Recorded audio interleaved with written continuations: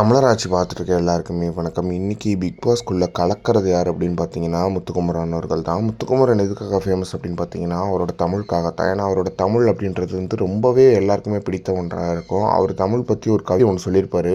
அது மைண்ட் ப்ளோயிங்காக இருக்கும் அப்படின்னே சொல்லலாம். அந்தளவுக்கு தமிழை நேசிக்கக்கூடிய ஒரு நபராக முத்துக்குமரனில் பிக் பாஸ்லேயே தமிழை ரெப்ரசன்ட் பண்ணுற விதமாக முத்துக்குமரன் இருக்கார் அப்படின்றது ரொம்ப சந்தோஷமான விஷயமா இருந்துச்சு. இந்த நிலையில் முத்துக்குமரன் அவர்கள் வெளியே இருக்கும்போது சீமான் அவர்களை பற்றி பயங்கரமாக பாராட்டி பேசின காணொலிகளில் இப்போ ட்ரெண்டிங்கில் இருக்குது அப்படின்னே சொல்லலாம்.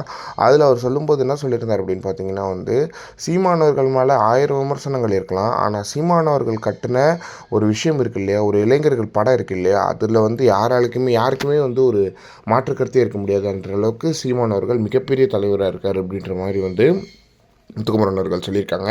அதில் சீமான் அண்ணன்ட்ட போய் கேட்கும்போது ஒரே கேள்வி தான் கேட்குறாங்க. விஜய் அரசியலில் விஜய் பக்கத்துலேயே மிகப்பெரிய ஒரு பயங்கரமான ஒரு இளைஞர் படை இருக்குது, உங்கள் பக்கிட்டேயே ஒரு பயங்கரமான இளைஞர் படை இருக்குது அப்படின்னும் போது இது ரெண்டுத்தையும் ஒத்து பேசாதீங்க, இது கொள்கை படை அப்படின்ட்டு சீமான் சொன்னது சூப்பராக இருந்துச்சு அப்படின்ற மாதிரி அவர் சொல்லியிருந்தார். அதுக்கப்புறம் எங்கள் ஊரில் ஒரு குடும்பம் நான் விவசாய சின்னத்துக்கு தான் போட்டு போட போகிறேன் அப்படின்ற மாதிரி சொல்கிறாங்க. எனக்கு ரொம்ப ஆச்சரியமாக இருந்தது. அந்தளவுக்கு சீமானவர்கள் எல்லாருக்குள்ளேயுமே ஊடுருவி இருக்கார் அப்படின்றதுல எந்த ஒரு மாற்றமே இல்லை அப்படின்னு சொல்லிட்டு முத்துக்குமரன் அவர்கள் சொன்னது ரொம்ப முக்கியமாக இருக்குது. இப்படி தான் இருக்கணும் ஒரு கட்சி அப்படின்றதுல எந்த ஒரு மாற்றமே கிடையாது.